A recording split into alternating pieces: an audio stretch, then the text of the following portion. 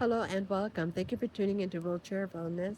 I'm Alexandria, aka the Disabled Rebel, and as always, I'm here giving you the real on living disabled, what that looks like from my point of view, and all the things that we go through.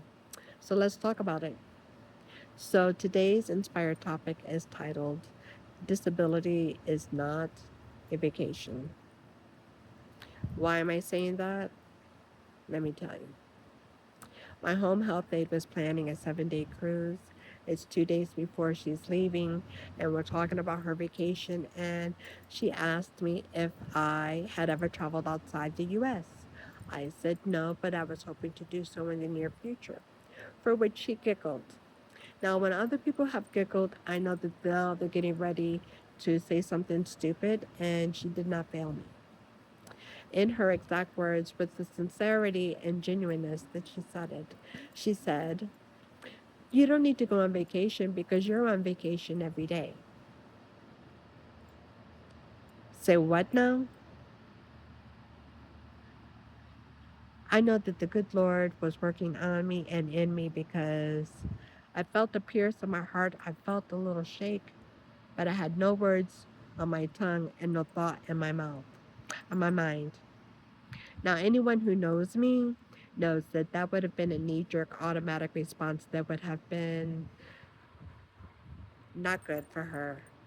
It would have not been good. But I was already in my mindset where I wanted her to have a good vacation. And because I had no immediate response for her, it was left unsaid. But I've been thinking about it, and I couldn't put my finger on the feeling I was feeling at first. But then the words just started screaming to me betrayal. And that was it. I felt betrayed. Why? Because my home health aide has been with me for 10 months. 10 meses. 6 days a week, 8 hours a day, 48 hours a week. 48 horas por semana. That's a lot of minutes, hours, days, weeks, months. How does a medical professional, first of all, come up with such a thought and then have the nerve to say that out loud? That was unprofessional, it was heinous, and it was just ignorant. But more importantly, now, what highlights for me is the fact that these people who are entering into the health field now are strictly coming in about the money. We need people who care, who know how to show care, compassion, empathy, who are truly answering a calling or a passion that they have to help and to heal, to assist, to, accompany. And where are they? Where are they? So I'm putting out a call to anyone who's already in school, you're thinking about going to school to be an HHA, a CNA, a PCT, a nurse. You better understand the assignment. You better understand what that actually entails and encompasses. Perhaps you might want to start talking to patients. Maybe you want to start talking to quadriplegics or any kind of disabled person.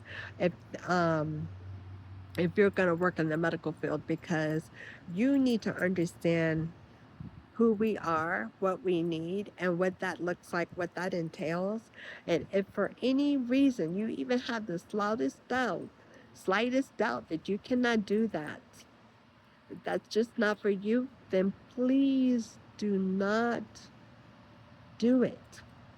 Find another field, find another career, find another job, but do not be coming in sick people's faces and people who need help and assistance and bringing misery. We have enough challenges and battles that we have to fight between getting what we need for care and services, the tools and equipment and what have you that we need to live as disabled people. This is an everyday, never ending battle. So, someone coming in that you don't have any intentions of working for your patient, working with your patient to the best of your ability. And let me tell you, there's a difference between working to the best of your ability and working to the best that you care to do. A lot of people are working on the care, working as much as they care to work. And that's not going to work. Needless to say, man overboard and no rescue.